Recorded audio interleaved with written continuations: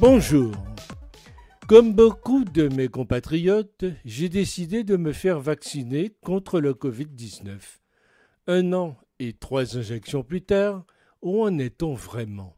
Difficile de le dire puisqu'au sujet de ces vaccins, les informations les plus contradictoires ne cessent de circuler et continuent d'alimenter des débats hyper médiatisés qui, non seulement finissent par n'avoir plus aucun intérêt, mais bien plus, ajoute à une confusion déjà généralisée.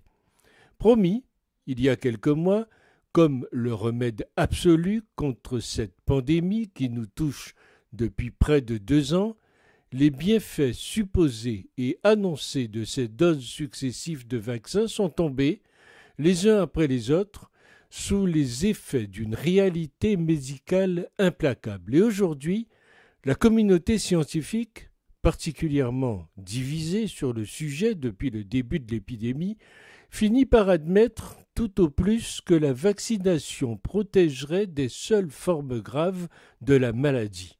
Certes, cela est important, mais loin d'être suffisant.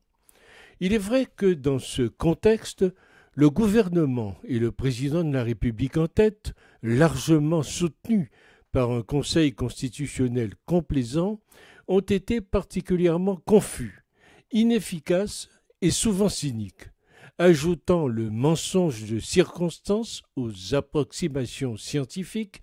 Ils n'ont cessé au fil des mois de se contredire et d'opérer des volte-face toutes plus porteuses de stress et d'angoisse les unes que les autres.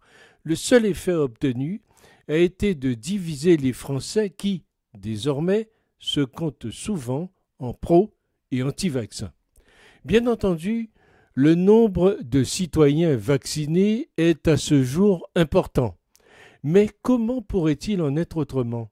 Craignant d'abord pour leur santé et ensuite pour leur liberté de plus en plus menacée, ils ont été nombreux, en dépit des inconnus qui entourent toujours ce nouveau traitement, à sauter le pas. Mais pour quel résultat?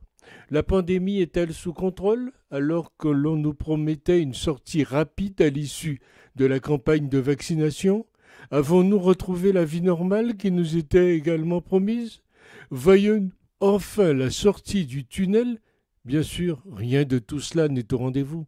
Bien plus, on nous annonce toujours plus de doses et de nouvelles restrictions à nos libertés sans qu'aucune amélioration visible ne soit en ligne de mire.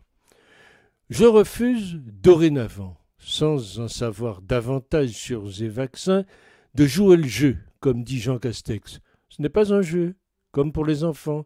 Il s'agit d'une injection qui peut gravement nuire à notre santé. Je ne joue pas avec ma santé, n'en déplaise aux imbéciles qui passent leur temps sur les plateaux.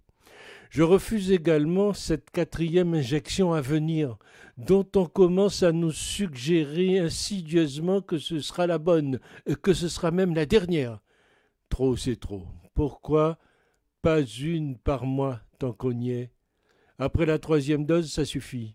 On ne connaît pas à long terme les conséquences de ces injections. Nous servons donc de cobayes. Un vaccin est fait pour empêcher le virus. Là, ce n'est plus le cas. Alors, les médications à la va-vite n'ont jamais été bonnes pour la santé et sur un plan politique, ces mesures sont faites pour diviser afin de mieux régner. Il est facile de comprendre que l'Europe ayant commandé de quoi faire 10 doses par individu, il n'est pas question d'arrêter la vaccination après écoulement du stock. Vous verrez, miracle, le Covid aura disparu, on prétendra que l'immunité naturelle a pris le dessus. Tout cela est affaire d'argent et de politique pour gagner les prochaines élections. Et à votre avis, qui va financer la campagne du président? Les labos ne seront pas ingrats, ils en ont les moyens. Préparons la grande lessive d'avril prochain. Notre gouvernement, et il n'est pas le seul, s'est fait abuser par les labos pharmaceutiques qui promettaient de stopper l'épidémie avec leurs vaccins. Tout a été fait pour que le pari du vaccin soit la seule solution. 1 an plus tard, l'échec est indiscutable. Malgré cela, pour ne pas perdre la face et confesser une erreur de plus, certains abusés et les abuseurs accusent les quelques réfractaires au vaccin qui, de toute évidence, n'y sont pour rien. Tout ceci est pitoyable.